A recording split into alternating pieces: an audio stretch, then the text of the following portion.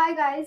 तर खूप दिवसापासून मी एक हॅक बघते ज्याच्यामध्ये भाजलेली हळद घेत आहेत, थोडं मध घेत आहेत, कॉफी घेत आहेत आणि ते तुम्ही स्किनला जर अप्लाय केलं ॲज अ स्किन केअर, घरगुती स्किन केअर, तर तू आणि ॲज अ स्क्रबिंग आणि फेस मास्क असं थोडा वेळ ठेवायचं आणि मग ते धुवून टाकायचं. चेहरा बऱ्यापैकी ग्लो करतो.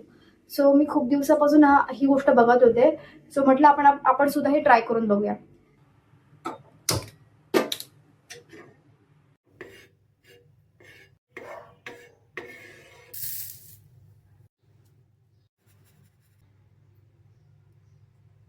तर यामध्ये मी भाजलेली हळद, साखर, त्यानंतर कॉफी मी अवॉइड केली आहे कारण आम्ही दोघीही कॉफी पीत नाही आणि त्यामुळे आम्ही आणतच नाही. सो मी नाही घेतली याच्यामध्ये.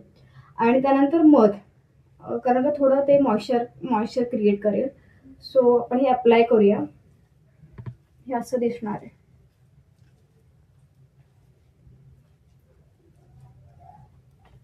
खाऊसं वाटतं मला ते. सांड नको व्हायला. मी काय ब्रश वगैरे यूज नाही करत आहे. मला ते हाताने लावण्यात ते सॅटिस्फाईंग वाटतं.